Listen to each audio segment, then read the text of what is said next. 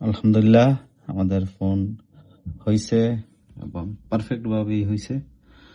So আসলে proper ভাবে diagnosed করলে কাজ হয়, আর নলেজ যদি আপনার ভালো থাকে তাহলেও আপনি কাজ করতে পারবেন। তো আজকে আমরা যে কাজটা করব সেটা হচ্ছে আইফোন 13 প্রো ম্যাক্স।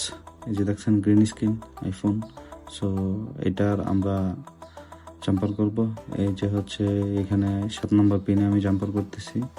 তো এই পাশ থেকে যদি আপনার 7 নম্বর পিন হয় তো অপোজিটও সেম আপনার ডিরেকশনের 7 নম্বর পিনই আপনাকে জাম্পার করতে হবে।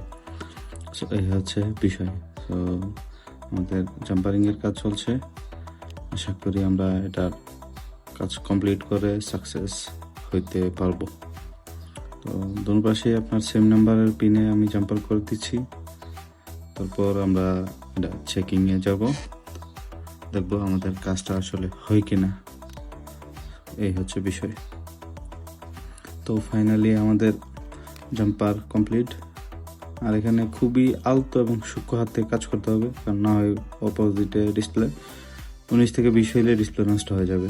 সো জাম্পারিংয়ের কাজ শেষ। এখন আমি ইউভি দিয়ে দিচ্ছি। আর ইউভিতে দেখতেই পাচ্ছেন ভিডিওতে যে এখানে সবগুলা লাইন স্ক্র্যাচ করার কারণ হচ্ছে আমি মাল্টিমিটার দিয়ে চেক করার জন্য আসলে কোন লাইনটাতে কোন ধরনের প্রবলেম আসলে হয় বা হইতেছে, কেন এটা গ্রিন স্ক্রিন হয়ে গেছে। সো ফাইনালি আমাদের জাম্পার শেষ। ইউভি লাইট দিয়ে দিলেই আমাদের কাজ শেষ হয়ে যাবে।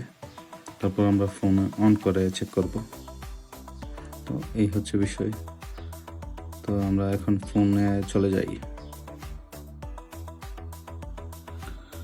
তো ফাইনালি আমাদের জাম্পার করা শেষ হয়েছে। এই হচ্ছে জাম্পার। আর এই যে স্ক্র্যাচ সবগুলো দেখতে পাচ্ছেন, এগুলো আমি আসলে মিটার দিয়ে চেক করছি যে কোনটাতে প্রবলেম আর কোন লাইনটা মিসিং। তারপর আমরা এখন বিসমিল্লাহ করে চেক করি যে আমাদের ফোন আসলে কাজ হয়েছে কিনা বা কাজ করে কিনা। আলহামদুলিল্লাহ আমাদের ফোন হয়েছে এবং পারফেক্ট ভাবেই হয়েছে। সো আসলে প্রপার ভাবে ডায়াগনোস্ট করলে কাজ হয়, আর নলেজ যদি আপনার ভালো থাকে তাহলেও আপনি কাজ করতে পারবেন বা কাজ হবে। এই হচ্ছে বিষয়। সো আমাদের কাজ ফাইনালি হয়ে গেছে। গ্রিন স্ক্রিন ছিল, এই হচ্ছে অবস্থা। সো এদিকে ওকে।